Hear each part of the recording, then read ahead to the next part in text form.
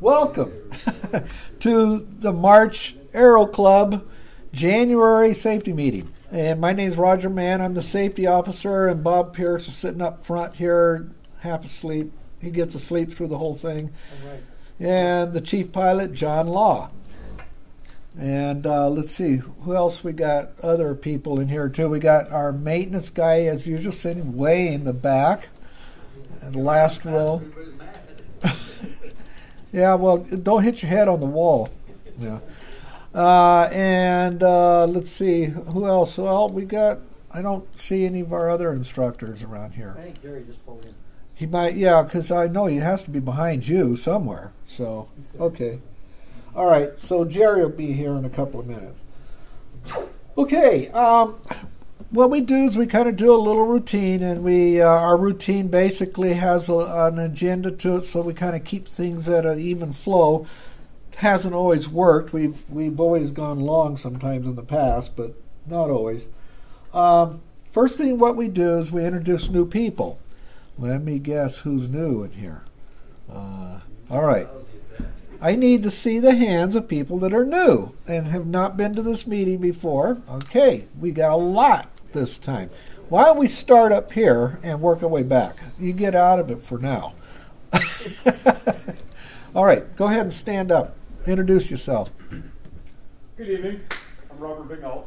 I'm currently a stay-at-home dad. My wife works over at the 452nd MSG, and been wanting to join this club ever since we got on the station last summer. Thank you. Yep. And you're going for your private pilot's license, right? Yeah. Welcome. Yes. He got lots of time to fly. Huh? That's right. Yeah, he sure does. I'm Jesse Brajas, and currently in 10th grade. It's been my dream to fly, pretty much anything. So I joined this club, and here I am now. All right. Okay, next. I guess you're next. Danny Coggins, just retired a few months ago. Been wanting to do this for a long time. Spent all 25 years as a fighter crew chief. So I'm getting on the other side of the stick. All right. If some of you guys are still in the Air Force, there is always a future. And that guy right there proves it. Okay. Anybody else before we get to... All right, go ahead. Stand up. Stand up. Stand up. And I'm a private pilot and also an Air Force brat.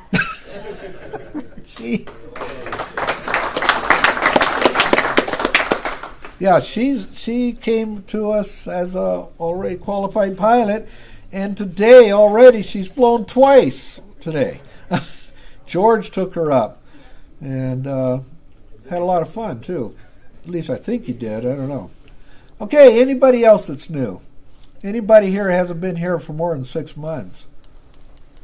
Oh, Ward Massey. Yeah. You got cleaning official. Sergeant Sparks here to represent 452nd MXG. Okay. Yeah, all right. Can you make sure your name is on our list, please? Yeah, because we do up in the upper. It has up there where the for the advisors up there. So make sure you sign that. Appreciate it. Thank you. And the guy that just came in through the other door is Ward Massey. He's one of our clearing officials when he shows up. Actually, Ward he's a good pilot too.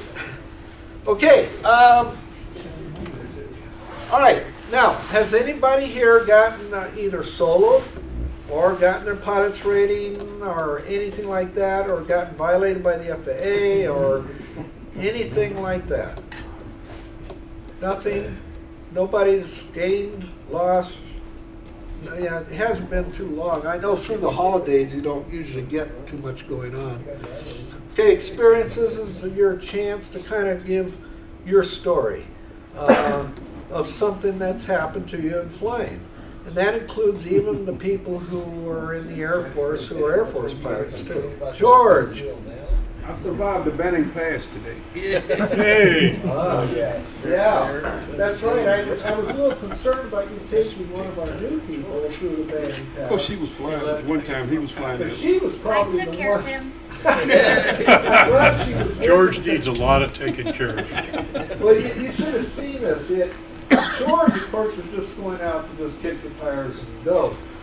Yeah. I wanted. Can we call you Pat or Patty. Patty? Yeah. Okay. Yeah. Her name's Patricia, but yeah, Patty. She was over there with the charts, and she went over to check the weather. For the flight that she was going with George, and George was just sitting over there just going, come on, let's go. And she was doing everything right, you know. But at least they got there. And they did get there, yes, and they came back too. That's why when I said something to Cass when he came back, oh, you got back alive, you know. What they were doing was picking up Cass. Cass is the one with the L29, and he had to take it over for an annual, right? And so they went over to pick him up after he dropped his jet off. So that's what they were doing, and she just happened to be here just in time to get a ride and participate and help George out too. So okay, if nothing else, we'll move on to the next one. Okay, we'll be talking to the Aero Club manager, I think. And then we talk a little bit about the SOPs, real quick and dirty. We just kind of talk through the whole SOPs from beginning to the end, and then we just start all over again. And then, where are your passengers? And that's the main subject for tonight. On the ground waiting for you. Yeah. What? Before Bob gets up, how many are aware that there's a instrument proficiency check done the painless way, done by FAA safety team. It's going to be done at Van Nuys on the 26th of January. So if any of you who are IFR qualified and need to have an instrument proficiency check, they kind of go over, I guess they make it so that they call it the painless way. So if there is such a thing. So Well, Jerry must not be there. Yeah, well, that's probably true. So January 26th at 9 a.m. in the morning, Van Nuys. So anybody that's interested in doing that, go. All right. Okay, I guess we're ready for Bob. You're up. I've got about 30 minutes to talk to you about a lot of things. No, it's real quick. Last month we flew less than 50 hours. We're hoping we can break 50 hours this month. We're running about $14,000 in the hole since October 1, and at the present rate we'll be closed by October of this coming year if we can't increase our flight time. So it's a very serious issue for the Aero Club under the present economic base. I want you all to think about trying to stay current, put in a couple extra hours, and make sure that not only you stay current in flying, but the Aero Club stays current in its flying commitments and trying to maintain the mission. We have two instructors now that are still active. One is John Law and the other is Jerry Rollis. I talked with Jay Molyneux this evening, the gentleman back here in the blue shirt, who's been a club member for a number of years. And it's the guy sitting next to you, Jerry, over there. It's not David G. in the back.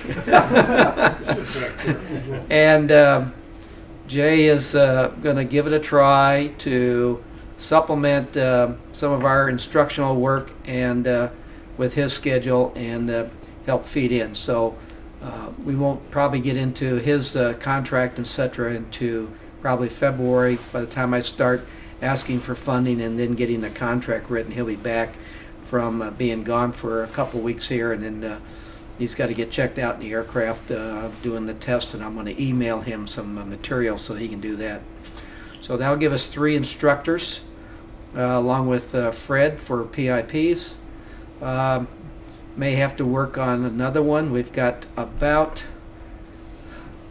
6 or 8 students. Forgive me for not having the exact number.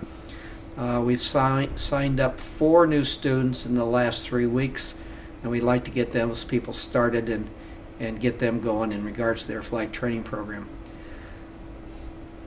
February the 4th, which is Monday, the first full week of February, we have our annual inspection from MAGCOM, which is back at Robbins. Been going through all the jackets. John has been going through the jackets. There are a lot of people who have not updated their current medicals, ID cards, and their pilot licenses if some of those have expired. So be sure, if you're in the Aero Club, be sure and check your jacket if you've got an update to it. We need that information. If you're a student, I'm going to need, that's a student without a private pilot's license, I need your birth certificate so we can put it on file for home security. Unfortunately, that's just the way the rules are. And that's all I have. Thank you. All right. Thanks, Bob. These are our instructors. Alex, he got a job, so he's not going to be around too much, except for some of his older students, which he has been flying with. But that's about. I don't think he's going to be back. Then of course John Law, and then we do have Tony Costanza. He is on contract as an instructor, and he sort of agreed with John to do phase checks. So far we haven't had any phase checks going on, so we haven't seen him fly either. So, and then of course Fred, which can do the T-34s as pilot, as long as you are pilot in command. He can actually do the T-41As and the Charlies and the Cessna 182. He's really, as long as the individual is a PIC and he's current in the airplane, Fred can fly with him with his waiver. Yeah, as long as your annual or your BFR has not run out, he can go up with you. And I suggest, to go up with Fred. He's got a lot of experience, and of course, for those of you who are new, he was the former club manager before Bob, and for many years. Okay, real quick, what we do is we kind of cover the know your SOPs, and right now we're in the middle of Chapter 4, which is the student pilot procedures. And I just kind of abbreviated most of this right here because it gets into a lot of paragraphs and all that kind of stuff, and a lot of you guys who are students will be getting this, from your instructors already. It talks about night flying and the carrying of passengers, which you can't as a student, flight plans, how to file them, minimum altitudes, and so forth. Now, the paragraph 4.9 and 4.10, I laid those out. It's because those paragraphs not only pertain to students, but it also, as you'll see down at the bottom, I have the paragraph, even though it's in the student procedures, this also applies to all pilots. Aero Club conducts safety meetings. We expect you to attend and participate. We also videotape the meetings for your review. In the, I forgot what paragraph it is, it talks about the safety. It's under safety. The safety meetings are required. You are required to be here. If you do miss one, then you can make up that meeting by viewing the DVD. And for some of you, if you have a situation where you cannot make the meetings, like your work shift or something like that, we do have them on YouTube. But you'll have to ask me for how to do that. And and it helps you guys who, we have a couple of commanders here that can't make it, like Colonel Ball and some of those guys, and I give it to them so they can watch it. But if it's a real super hardship for you all, we'll give it to you too, for the YouTube viewing. We are trying to work on something where we can make it so that you guys can view a makeup through either YouTube or some other way and do a little test, like the Civil Air Patrol kind of does that same thing. What they do is if you miss a Civil Air Patrol safety meeting, then you can view it online, and then you take the exam at the end and you get credited. And we're trying to do that too. But we ran into some snags about our online site, and some of you know very well that we've been going through some huge upheaves the guy who used to be the guy that put the site up for our online didn't really do a very good job when he turned it over to a contractor. A contractor just basically just put words on there, and you know, you could have just picked up a pamphlet and just read it. You know, doesn't tell you anything. Since that individual quit at the end of December, I think that our potential of getting a good site for is there. We already have got some good stuff on it right now. So, and if we could just talk to them and maybe someday we can get the safety meeting on the ones you missed, that you can view it on there. But we'll see what happens. You're also looking at Facebook too for. Yeah, Facebook was another way of doing it too. And that's, you know, and some of you computer geeks, you know, can help out a little bit on that area too. So a lot of you guys that are computer guys, you know, have offered your help, you know, and so it's been pretty neat, you know. We got the wealth in this club, and that's the whole idea of an Aero Club, a club, period, is to have the resources within that club to be able to do stuff like this. Okay, paragraph 4.10, fire precautions. Find the nearest fire extinguisher before starting an engine. Avoid overpriming in cold weather. Yeah, that could start a fire. I got some people that can tell you some good stories about that. Should a fire start, follow the manufacturer's recommendations. In general, try to draw the fire into the engine by continuing to crank the engine. If unable to extinguish a fire, shut down the engine as appropriate and egress the aircraft and use the fire extinguisher. Any questions? Okay. All right. Okay. I'm doing this subject tonight about passengers on the airplane because just recently we have been having a huge increase of people taking passengers with them. And I've even had a couple of the pilots expressing that fact. And I know Ken Benner's been doing it. He's been carrying a lot of cadets with him. And I know Jason's been carrying some people. And I know that we also, how many of you here know what the Single Airman program is? Okay, Single Airman program is where you actually can explain better than I can.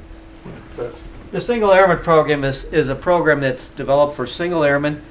Then it goes to single airmen that are married, and then it's kind of a nomenclature, and then single airmen with dependents. And what it is, it's a program of an hour of flight school. It's not legally graded or put into a logbook, but it's an informational purposes only, and the Air Force pays us. I have 15 people on the books right now, and I'll be contacting some of the instructors and individuals to help see if we can fly them between now and the end of February so that the club can make about $1,700 in income. So that's the Single Airman program. It's an informational program. It's also we're also working with a flight simulator program. Since we are Category C, we're not allowed to buy it. However, Outdoor Recreation has got the authority now to buy the flight training program. It will be set up in Outdoor Rec, and you can go over there and sit at the table and fly the airplane with a 32-inch screen. We just have to find the contractor to take and build it up, and Robert Youngblood was the last one we worked with on that. So it will be available for the people within the Aero Club to use as long as the operations of the Outdoor Recreation Department is open. Normally they close around 4:30 to 5, and we're not sure what's going to happen for the weekend because this has to be available also for the weekend for the UTAs. But that's the Single Airman program. Okay, so there's going to be more passengers going to be taken up in the airplane, and I know that every one of you who joined the club are already qualified pilots. You know, you want to take your family up and do that. And then the guys who are in here as students, I know eventually someday you want to do the same thing. So this is a subject that it's been addressed. AOPA has a very good video on this, which I wished I could have downloaded, but of course I can't. Our Air Force computers won't even show that there's a video there. But if you go to your own personal computer, it's there. And so if you go on AOPA and go into the Air Safety Institute and go into safety videos, they have an excellent video on briefing of passengers. What we're going to do here tonight is just going to do a real quick overview of this. Of course, you know, I have seen this. I've seen this right here, what I got up on the screen. You know, passengers sit down and keep quiet. The brief, you know, this is the door, that's the way out, you know, and be quiet and take off. I've actually been a passenger when somebody did that one time. So, obviously that's not the right thing to do. And how do you brief your passengers? Okay. The problem is that I find that with passengers, and this has just only been when I've been in the Aero Club and I've had passengers sitting there waiting while the pilot was out there pre-flighting the airplane. And they don't see it the same way as an airliner.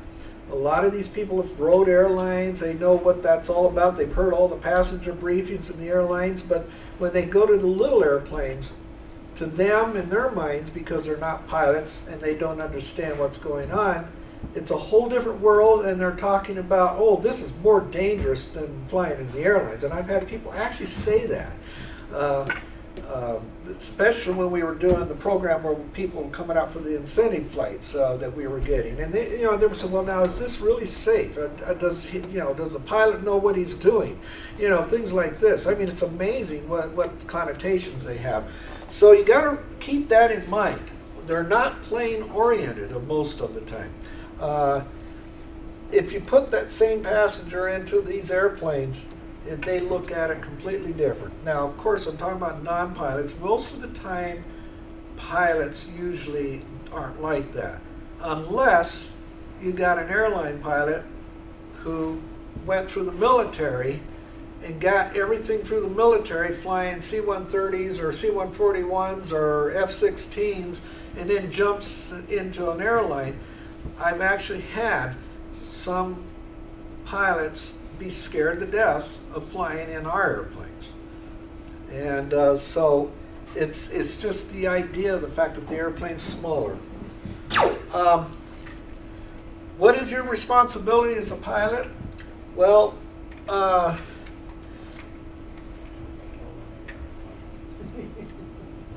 you think in terms of these airplanes of it not being something that you have to really do a lot in. I know that when I was flying in the 141s, you know, there was a lot you had to make sure the passengers knew about. But when you get into these airplanes, in your mind, you're sitting there thinking, you know, well, everything's very simple. I mean, you know, in a T-41A, you just, you know, pull up on the handle and you just open the door and get out. But the problem is with that is that it's not something that the passenger, especially somebody who's not used to flying in any kind of airplane, or somebody who's not even mechanically minded. You got to think of that too. I mean, you know, you just put the wrench on there and turn the bolt. And I've had people before that I've known that were not mechanically minded, couldn't even do that, even after you showed them. So you got to realize that your passengers may not know anything about how to get out of that airplane in an emergency. According to the FAA, you have the same responsibility as an airline captain.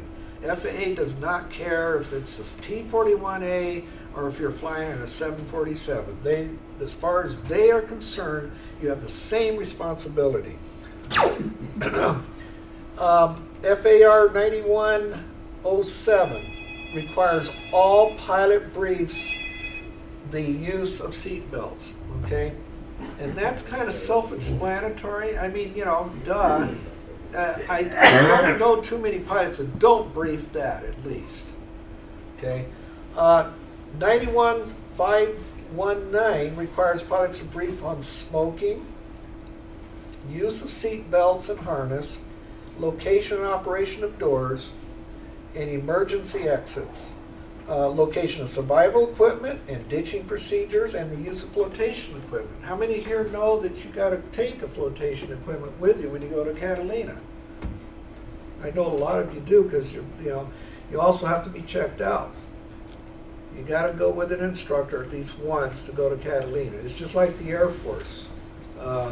In the 141, when I was flying those, you could not land at ADAC, Alaska, unless you had a qualified pilot in there, or instructor pilot, taking you in there. Then after you got in there and landed there once, then you could go in there anytime you wanted, or when the Air Force sent you in there. But it's the same thing. These are Air Force airplanes. They're owned by the Air Force. They don't care. As far as they're concerned, these are C-17s or F-16s. They want you to have certain checkouts, and Catalina is one of those. Now, you don't have to take a test or anything like that for Catalina, but they do want you to have an instructor with you for the first time. And then afterwards, if the instructor finds that you understand how to land out there, then great. Same thing for Big Bear. Now, most of you know that because it is a mountain test that you have to take. And you also have to go up with an instructor to do that. And then, of course, night flying, you got to have an instructor with that. And that's what Jason and Jerry just did. And so, and night flying is pretty neat if you ever get a chance to do that. Anyhow, so FARs are very clear. You need to go through each and one of those steps in there. All right. So what to do? Okay, this is an example briefing, and what it is kind of extracted out of that. I've got a lot of this, some out of the film, and also I will be handing out, you guys who want it to, this is a passenger briefing. It's a sample one. It kind of follows the same thing what we're going to go through here real quick. Start with seat belts. That's pretty obvious because usually they're going to be getting in the airplane and that's what they're going to be doing. Just like in the airlines, same thing. Remember, you have to use them for a long time in our aircraft, but a passenger, it may totally be foreign. In other words, we have been so used to using them, and not all people know how to use the type of seat belts we have in our airplanes. The T-34. I know that George out there, I see him, showing people how to use that, and Ward also. And it's a little bit different, Not everybody's used to doing that. An airline seat, they just just buckled and that's it. And then you take them out there in the T-34 or the T-41, it's totally foreign to them. They don't really quite know what to do with it. Point out the air vents and how to use them. One of the worst things in the world, which we will talk about here in a couple of minutes, is a passenger that gets kind of queasy or gets overheated. And of course, each one of you who flies your airplane knows pretty much where those vents are at. The Cessnas I like because you can just open that thing right up, but T-34s, I don't think it's quite as easy, is it? I don't know. Just open the canopy, right? Yeah, you can do that too, yeah. That works. It works, yeah. Emphasizing that their use is rare, discuss emergency procedures. One of the things that's in this article is be discreet about your passenger. If it's somebody who's flown a lot and knows, knows something about airplanes, they may not be as nervous about it. They know the procedures. But if you get a passenger, and believe me, I've seen them in our lobby in there, who are very nervous. And if you start talking about crash landing off the end of the runway, be discreet about that, okay? One of the things that they brought up is the fact that in the airlines, listen to how they word everything. The stewardess doesn't just go up there, okay, when we crash, well, that's not exactly the right thing to say, okay? So if the unlikely event that we need to have oxygen, your oxygen mask will fall down. You see how they just kind of, it lessened the impact. Also, too, the article said use some humor. Use a little bit of humor in it. And I know some of you guys are good jokesters in here, so I'll bet you are. There's a lot of you that, you know, can do that, and you just use your common sense. Don't scare them to death. Because you know how safe you are, but they don't. They don't. They have no idea. As a matter of fact, it kind of even made my wife mad when we were watching a TV show. As a matter of fact, it was last night, and it was Iron Man, the movie Iron Man, and they were trying to find an excuse why Iron Man was doing what he was doing, and somebody disappeared in the movie, and they were trying to find an excuse as to what happened to this person, and they says, well, just have him be flying a little airplane, you know, because everybody knows that a little airplane is not the safest thing in the air. And my wife got upset over that. I mean, she just sat there and says, what? You know, that is so totally untrue. And of course, I think AOPA protested that too, that statement in that movie too. Not that it did any good, but you know, it's still, you know, thousands of people see it. Start with the doors and exits on the emergency procedures. And the Cessnas / T-34 show the latching mechanism and how it works. I know George does that. I see him do it all the time. And Jerry and all you guys that fly the T-34s, have them operate the door. See if they can. I know sometimes, you know, on the canopy on the T-34, it's a little hard to get that thing open. It's, you know, and I know in the Cessnas it's a little bit easier to do it. But you know, have them do it just so that they know what you're talking about. Demonstrate the proper position for an off-airport landing. Seat belt tightly fastened, head between the knees, and hands over the head. That's the procedure that every article I read says. Exact same thing.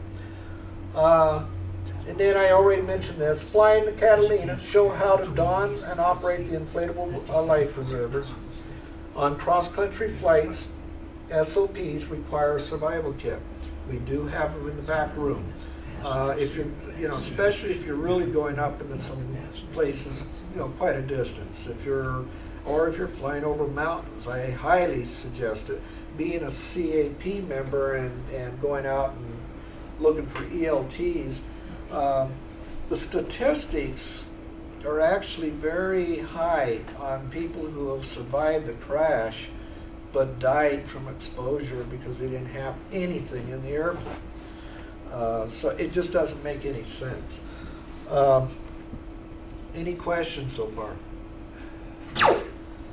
Show where the airplane's emergency locator transmitter is located and how it works. Okay, and there is a little switch where you can set the thing off. Usually you don't ever have to use it because the crash impact will set it off anyhow. But let them know that just in case, you know, it's possible that the plane could crash and it may not go off. So let them know at least where it's at. If you carry a handheld radio, have either the manufacturer's instruction or, like, where's Jerry? Jerry Kearns. Yeah, I mean, you know, you could have a little short instruction on how to use it. Because what you got to be thinking about this is that you're not there. You might not be conscious or incapacitated, and that passenger is going to be on their own. That's how you got to think. Okay? It's that if you keep thinking that way, you'll do a good job briefing these guys. Remember to know how to use everything yourself. I mean, knowing how to use everything is not enough. It's possible that your passenger just may be by themselves. Okay, there are other considerations. You might want to tell them about the noises in the airplane, even in the commercial airliners. It's amazing. The very first time I flew in a commercial airliner, which was a 707, I was right over the gear, and now, you know, I was all excited about flying in the thing, but when that gear came up, I mean, it was like, whoa, you know, that I did not expect that. That was, you know, that was something. In the T-34, you got a gear. So you might want to just take that little extra couple of words as to what to have, what is to expect. You'll hear noises that might sound like the plane's falling apart. And so, and some of you, you know, you might be flying the thing in such a way that it may think it's falling apart. Noises from non-pilots make them very nervous, believe me. You might talk about, you know, like the stall warning. And believe it or not, I mean, I've actually had somebody that I took up many years ago who later, after we got on the ground, they said to me, they says, wow, you know, that scared the heck out of me when I heard that beep, you know, noise. Says, oh yeah, I'm sorry about that. You know, that's all that is just letting you know that you're getting close to a stall. And then I had to explain to them what a stall was, you know, because again, they don't automatically know. When you say stall, they're thinking, well, the engine's quitting. No, you got to explain that too. So, turbulence. Most passengers have not experienced turbulence in a little airplane. They have in a big airplane, but not in a little airplane. And you got to let them know. You know, of course, most of you, you know, check the weather and find out just if it's going to be bumpy out there. Sometimes you don't always know, but like today, you know, it was bumpy out there. And you might want to tell your passenger who knows nothing about flying that it can get bumpy, but it's okay. Everything is safe. And especially if you're not flying through a thunderstorm. That you don't want to do. But explain to them. Let's see, air sickness. Okay, often passengers are very concerned about this. And I had a lady that was last summer that was going to go up. I forgot who it was that took her up, but she was actually very nervous about it. She sat there saying to me how she was concerned about, you know, getting sick. And I explained to her, I says, well, we got, you know, air sickness bags, and I said your pilot's he'll show you where they are. And for you as pilots, one of the things you need to make sure that you do is that they have them available to them. So if you're flying like in the C model or the 182 and they're in the back seat, don't assume that you can get something back to them in time. Make sure that you got them right there. One of the things that the author of this one article that I got here, he said that he made the mistake of thinking that oh, he could do that. He could just get the bag to the person before they threw up. No, it didn't happen that way. As a matter of fact, the person lost it just as he was touching down on the runway, at the point where he could, at the least possible, could pay attention to the person. And he ended up, you know, paying for it with the with everything else that came with it. So give them air sickness bag immediately, even if it just, oh well, I'm just feeling just a little bit. Well, here's this, hold on to it and have it open, ready to use. And that's what his suggestion was. Any questions? Okay, this is just a suggestion. Make up your own briefing card. That's why I'm passing these out. You can make up your own. You can. It may not be just a little thing that's in your bag, and you can sit there and hand it to them and do a briefing, just like the airlines do. You can put pictures on there. You know, if you fly the T-41A all the time, and that's what you fly. If you want, you know, we'll protect you. You can go out and take pictures of the door handles and things like that. or use whatever is in the POH, and just make up your own little card, especially for yourself, so you remember everything. Because sometimes you forget. You could even laminate them too. Make them look really nice. Make them look better than the airlines. Show all the little red pictures and everything. Okay, you owe your passengers. Give them the basic tools. The primary purpose of a passenger briefing is for safety. Relieving their anxieties, yes, you can do that by the way you deliver the briefing.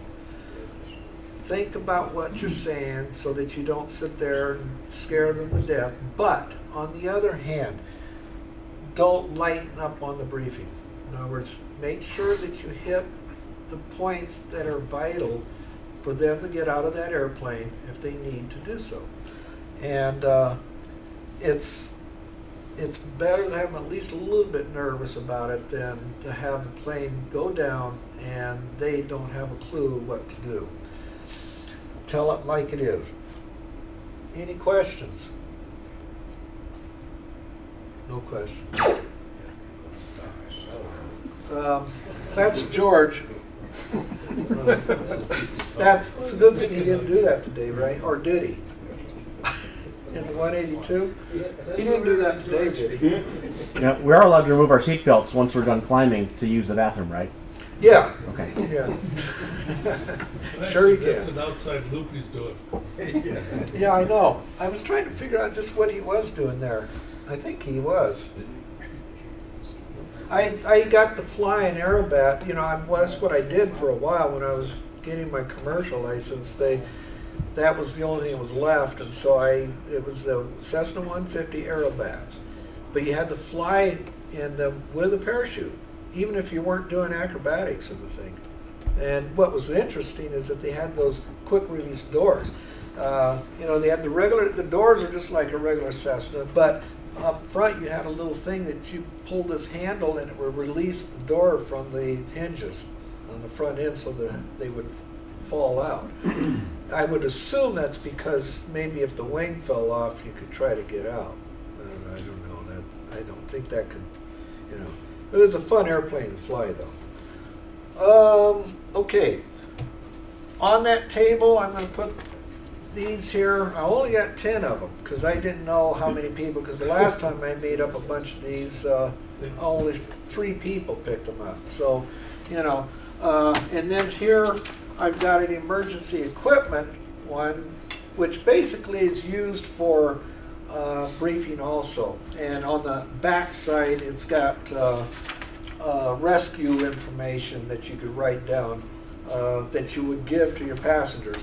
A lot depends on just how far you're going. One thing to remember is that even though it's a local, still brief your passengers as if you're flying around the world, because anything can happen. One of the big things they brought up in the video that I was watching is that they talked about an airplane that crashed just off the end of the runway at Andrews Air Force Base. It crashed only about 500 yards off the end of the runway, but it took them a week to figure out where it was at. They couldn't find it. And we also, back in, we did a ELT thing at Corona Airport, and everybody knows how those trees are out in that basin there, just off of the end of the runway on Corona Airport. And there was a plane that crashed, and that took about a week to find. And because it was buried itself down into the brush, even though they were less than a mile from off the end of the runway there. And so just don't assume that because you're just going out and flying around the pattern that, you know, if you don't brief your, I don't need to brief my passengers on a lot of this stuff. Well, yeah, I don't know. FAA says you will, according to their regulations. So, you know, don't have to make it long. You can do it short, but make sure you don't cut corners and miss anything. Okay. Should we put that picture on our passenger briefing card? Yeah, sure. Sure you can. Yeah, that would be a good thing. Today I did download the safety-gram for today. It is a PIF. Jerry can tell you that, and so can Jason. So be prepared when you come in to read it. Okay, next meeting's 19 February, and is there anything else? I'm thinking I'm missing something, but I can't.